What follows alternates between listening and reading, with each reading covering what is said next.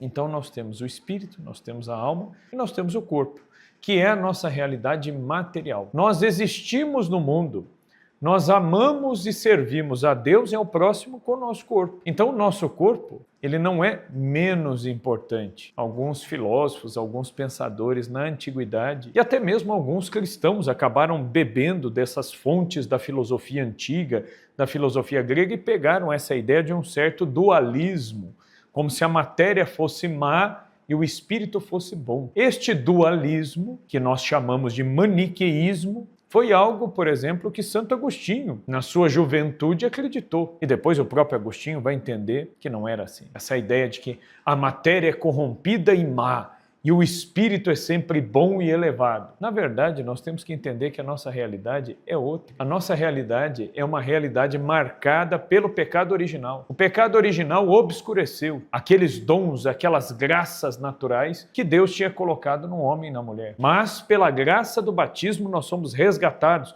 elevados à dignidade de filho de Deus, o nosso pecado é apagado, porém permanece em nós uma tendência para o mal, uma inclinação para o mal. Então nós temos que entender que nós, seres humanos, somos marcados pelo mal. Temos uma inclinação para o mal. É o que São Paulo dizia: o bem que eu quero, eu não faço. Mas o mal que eu não quero, eu faço. É a realidade do pecado original, que deixa a sua marca em nós. É claro, o pecado, com o batismo, ele é apagado, mas a marca fica, a tendência fica. Então a nossa vida é uma luta constante para que Deus triunfe em nós, apesar de nós. Então devemos pensar muito nisso. O que é o ser humano? O que é o homem? O que é o ser humano? Será que o ser humano é apenas um animal? Um animal que pensa, como dizia o Aristóteles? Não. Para a fé católica, para a fé cristã, o homem é mais. Ele é a imagem e semelhança de Deus. Existe impressa em cada um de nós esta imagem de Deus, a imago Dei, a imagem de Deus está em nós. Essa imagem está presente em nós.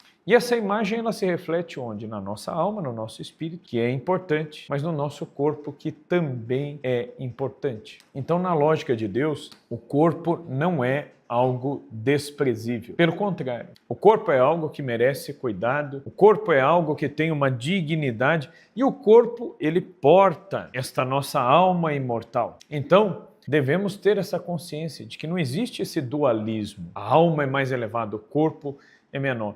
É o maniqueísmo, que Santo Agostinho acreditou, que alguns filósofos defenderam. Alguns filósofos chamavam o corpo humano, de a burra da alma, dando uma ideia de que o corpo é como se fosse uma carcaça inútil que carrega algo mais elevado dentro de si. Agora, é claro, nós temos a nossa alma de um modo especial reflete essa nossa semelhança com Deus, que é um espírito puro, mas isso não exclui o fato de que o nosso corpo também reflete esta grandeza, essa bondade de Deus. E por isso o nosso corpo, ele precisa ser alimentado, precisa ser cuidado. O nosso corpo, ele é passional, ele sente as emoções. Nosso corpo se agrada ou repele o toque. O nosso corpo é um instrumento através do qual nós amamos, nós nos doamos aos outros, nós abraçamos. E no caso dos esposos, é através do corpo que os esposos se amam e concretizam e materializam, até como um testemunho para o mundo,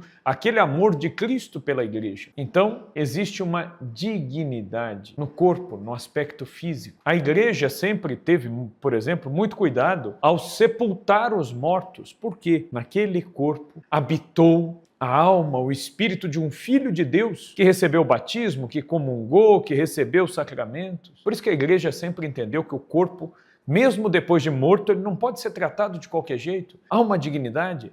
É necessário fazer a encomendação do corpo, é necessário benzer a cova onde o corpo será depositado depois que morre. Há um cuidado ao preparar os corpos desde a igreja primitiva para sepultar. Por quê? Porque trata-se de um corpo onde um dia habitou a alma, o espírito daquele Filho de Deus, que reflete esta semelhança, essa imagem maravilhosa do Criador. Então, a igreja sempre insistiu nisso, nesta dignidade.